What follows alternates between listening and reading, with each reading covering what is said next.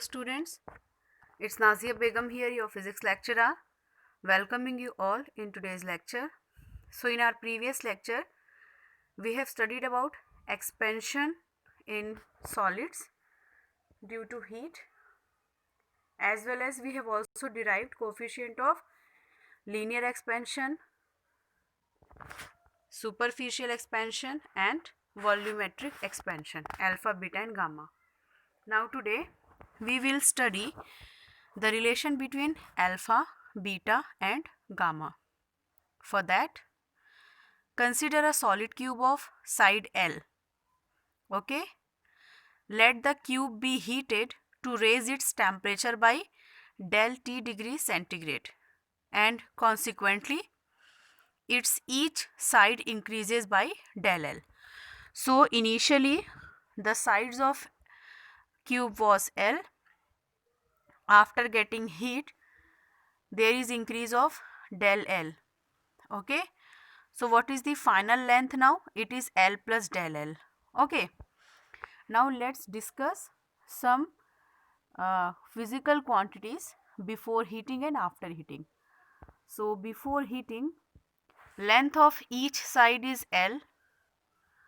So in a cube 6 faces are there. Area of each face is A equals to L square, length into length, side into side. Okay, and volume of the cube V equals to L cube. These are the initial quantities. Let alpha, beta and gamma are respectively the coefficients of linear, superficial and volume expansions of the material of the cube. Okay, so before heating we have side L, area L square and volume L cube. Okay, now after heating, length of each side will become L plus del L. Okay, after heating the increase in length is del L. So now the length of the side is L plus del L. Okay, initially the area was A. Now the area of each face is A plus del A. Okay, del A is the increase in area. Accordingly, if we have to write area in terms of length, so now the new area will be L plus del L whole square. L plus del L whole square. Okay, and volume of the cube you can see here. New volume is now V plus del V. So in terms of length it will be L plus del L cube. I hope you all have understood this thing. Okay, we have simply replaced L by L plus del L. Okay, and after heating we have got new area and volume. So these are the changes which occur due to heating in a cube. Now let's find out relation, and for that first we will find out the relation between alpha and beta and then between alpha and gamma, because here you can see that there is a relation between area and length, then there is a relation between volume and length. So area as well as volume, they both depends on length. Okay, for length the coefficient is coefficient of linear expansion alpha. Okay, so alpha is related to areal expansion as well as volumetric expansion. Okay, so we first relate alpha to beta and then alpha to gamma, then finally we will find out one general relation between alpha, beta and gamma. For that let's move to next slide. So here first we will study about relation between alpha and beta. So the initial area of the cube was A. Okay, and increase is del A, then the final area become A plus del A. Now here we are concerned about the change in area. So Here you can see the equation. Change in area means final area minus initial area. So final area means L plus del L whole square minus L square. Again, in previous video we have derived one relation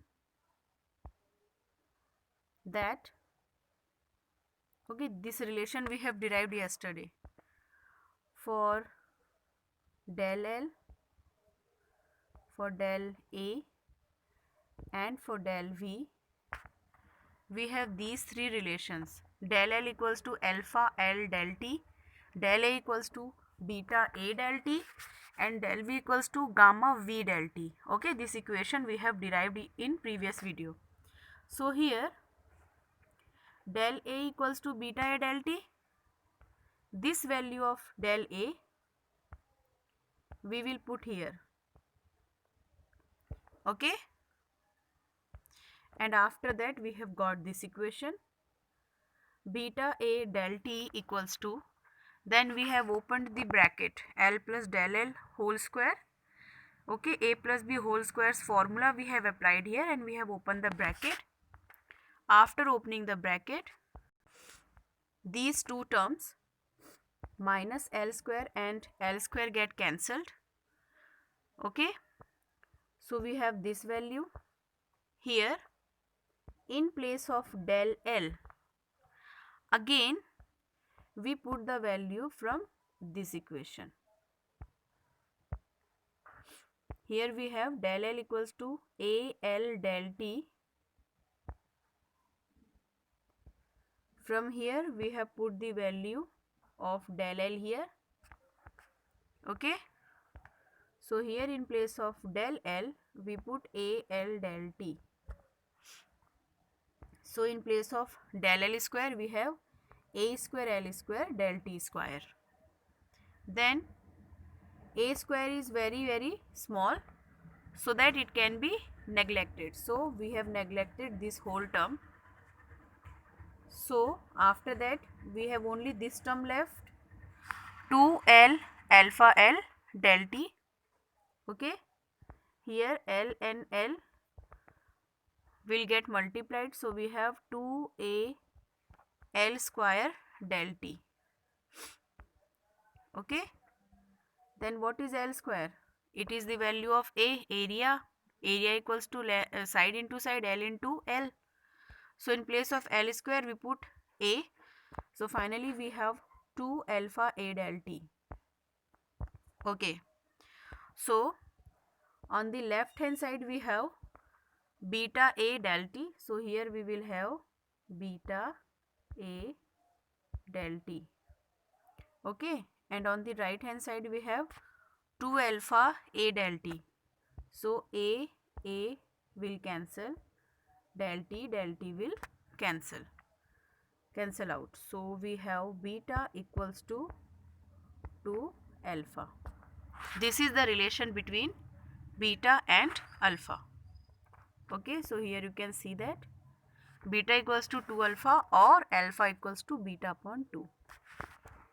So this was the relation between alpha and beta. Now let's move to find out the relation between alpha and gamma.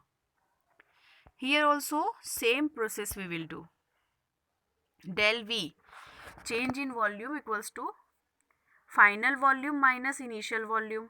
So final volume is L plus del L whole cube minus initial volume is L cube. Okay, then from the relation which we have derived, del L equals to AL del T, we put the value of del L here. After that we have opened the bracket. To open the bracket we have used the formula A plus B whole cube equals to A cube plus 3 A square B plus 3 A B square plus B cube. Okay, after using this formula by assuming A equals to L and B equals to AL del T. This whole thing we have assumed as B. Okay, so after that, by opening the bracket by that formula, we have got this value, this much. Then minus L cube was there, so here is minus L cube. After this, this L cube and L cube get cancelled. Okay, this L square and this L get multiplied and become L cube. Okay, here also this L and this L square get multiplied and become L cube, and here also we are having L cube. So L cube come out as common. Okay, then we have this bracket here. Okay, after that,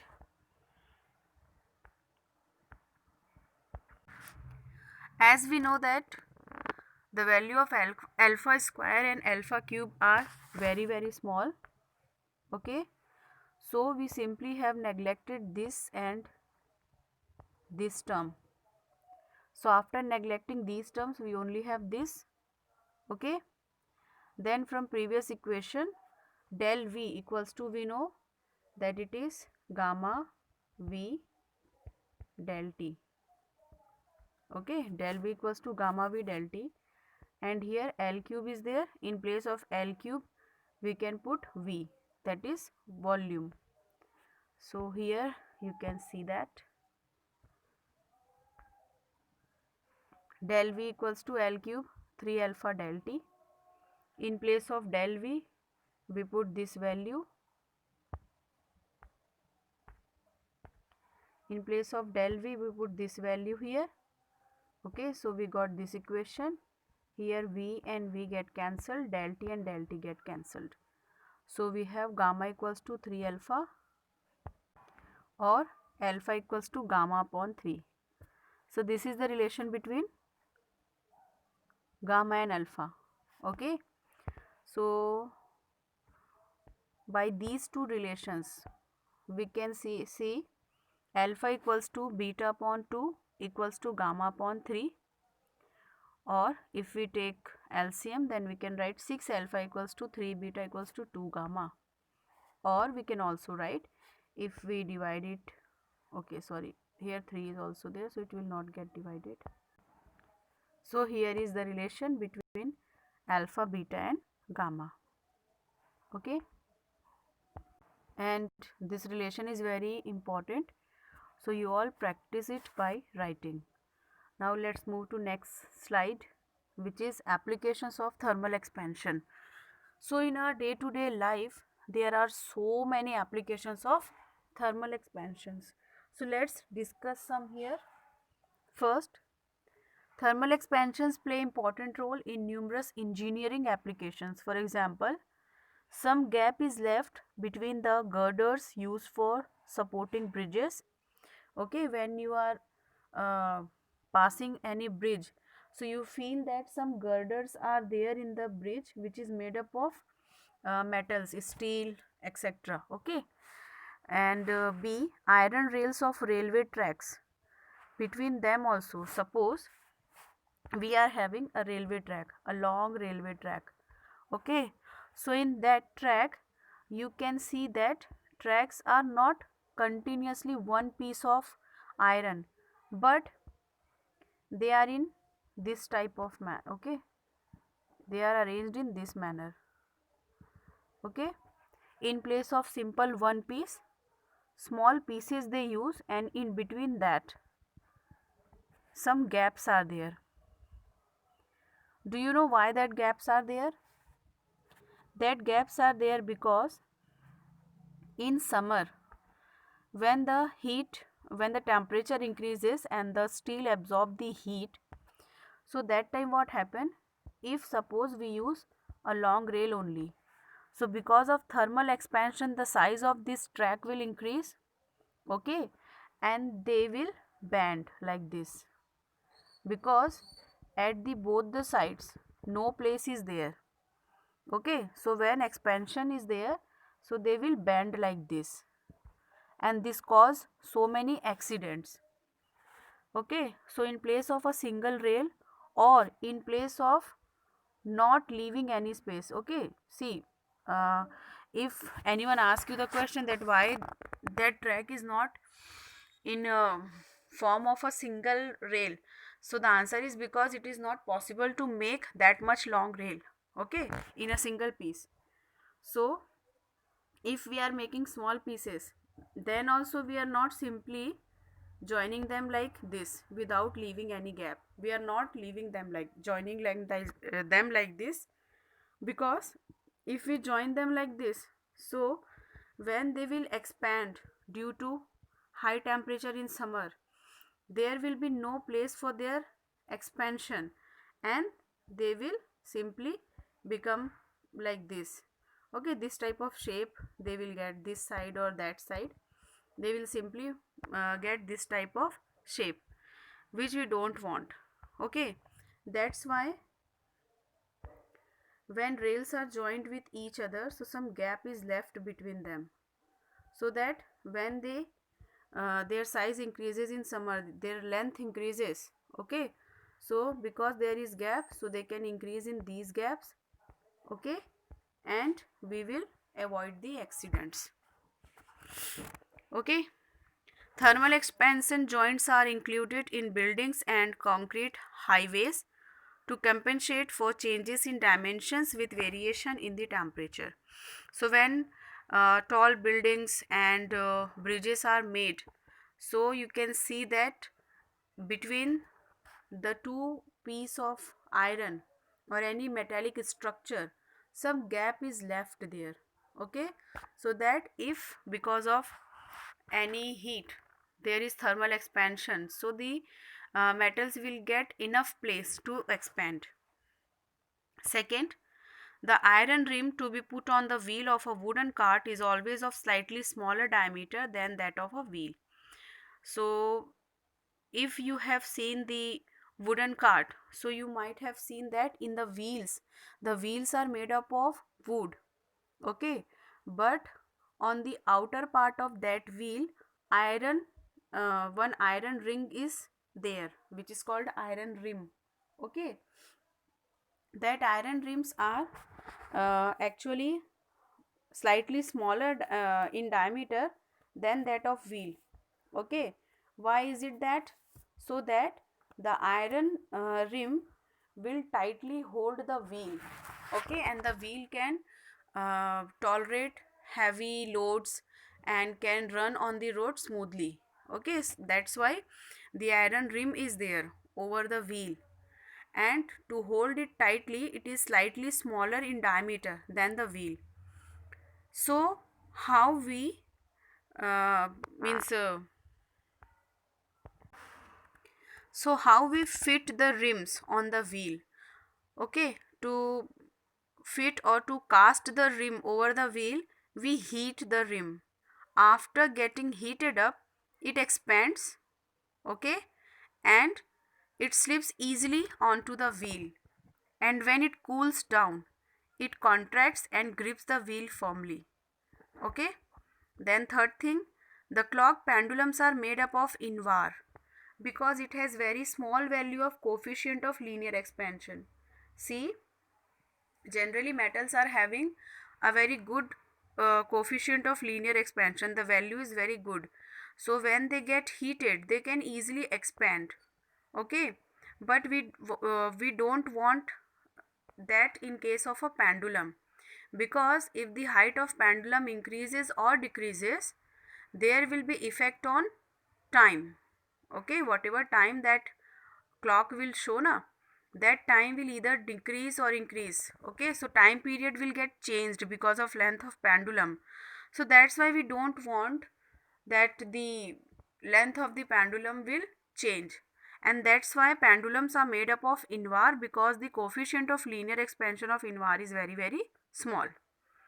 So due to variation in heat or temperature, it will not get affected and always show the correct time. After that, Now let's discuss expansion of liquid. Okay, to understand expansion of liquid, we first have to understand that when we are giving heat to a solid, that heat can be supplied to solid directly. But whenever we have to give heat to any liquid, first we have to fill the liquid in any container.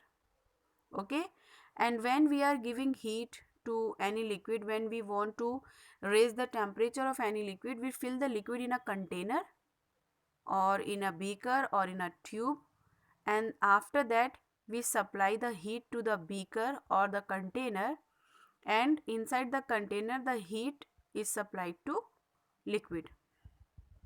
Okay, so here in front of you, you are having one container.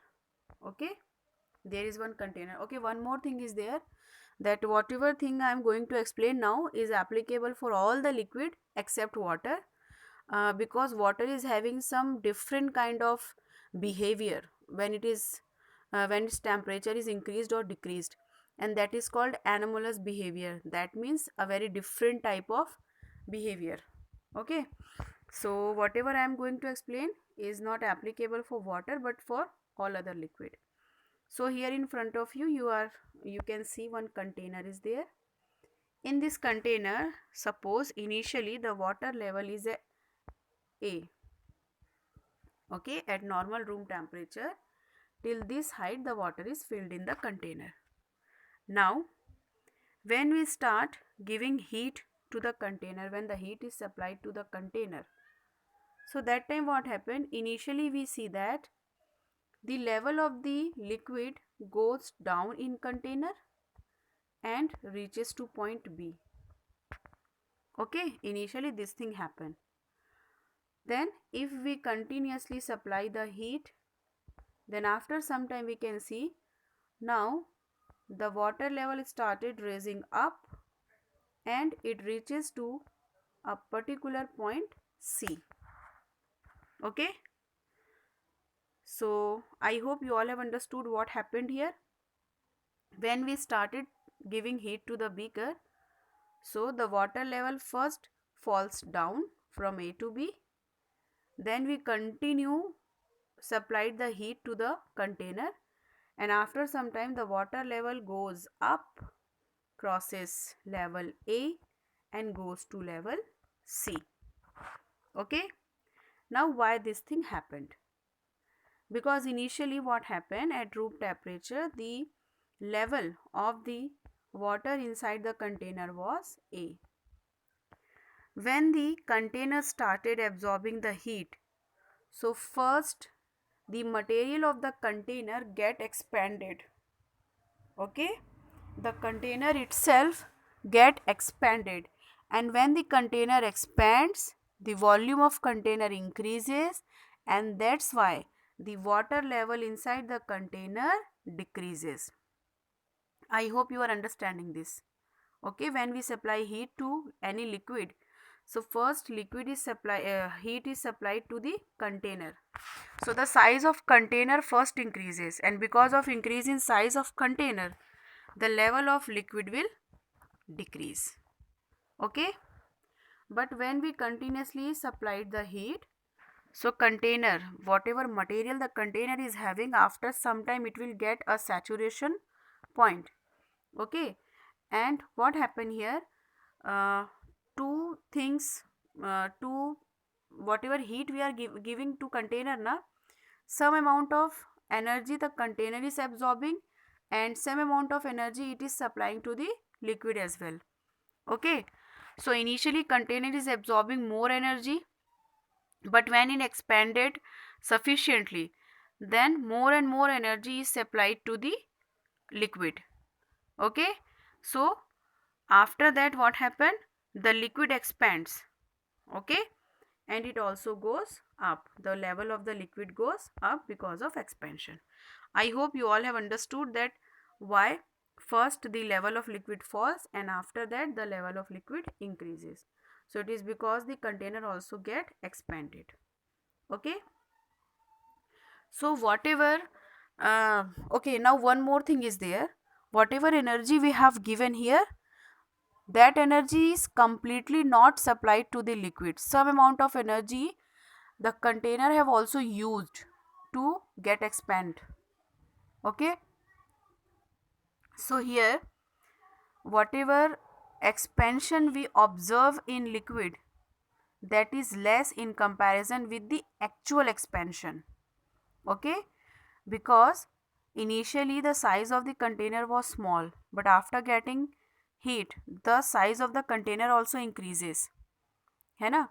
So obviously the level of water will decrease there. So whatever increase we have seen, that is also actually not the actual increment in level of water. Okay, so observed expansion is less than the actual expansion of liquid. Sorry if I have used water in place of liquid, because water is having some different type of behavior, so it is for liquid only. Okay,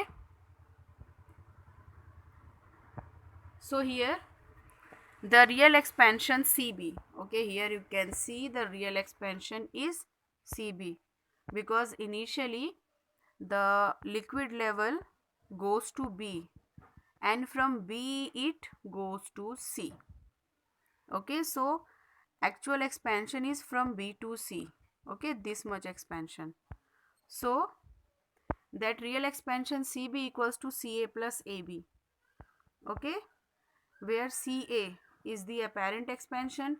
Why we are calling CA apparent expansion? Because because initially what happened, the water level was A. At last of this whole process the water level reaches to C. So does it mean the level goes from A to C? No, it doesn't mean that. The water level actually goes from B to C. Okay, so A to C is apparent expansion and actual expansion is from B to C.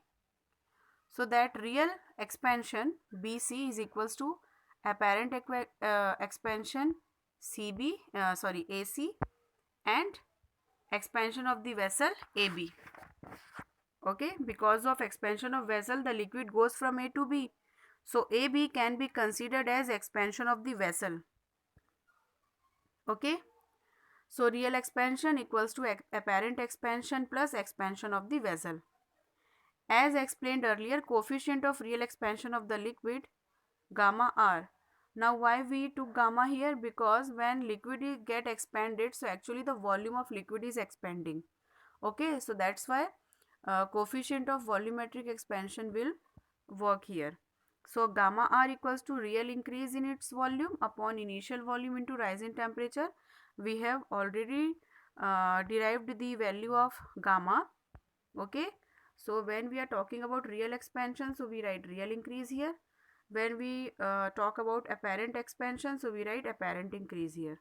All other things are same. Okay, so gamma real, that is real coefficient of expansion of real coefficient of volumetric expansion for liquid is given by gamma R, which is equals to gamma A plus gamma G. Okay, apparent increase plus coefficient of volumetric expansion of the glass or whatever container in which that liquid was there.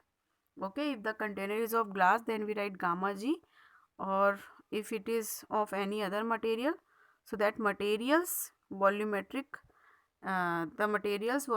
expansion will be put here. Okay, so this was the expansion of liquid. Okay, tomorrow we will study about expansion of gas. So for today this is it. See you in next lecture. Till then, goodbye, take care, do some productive work, and the most important thing, be healthy, be safe.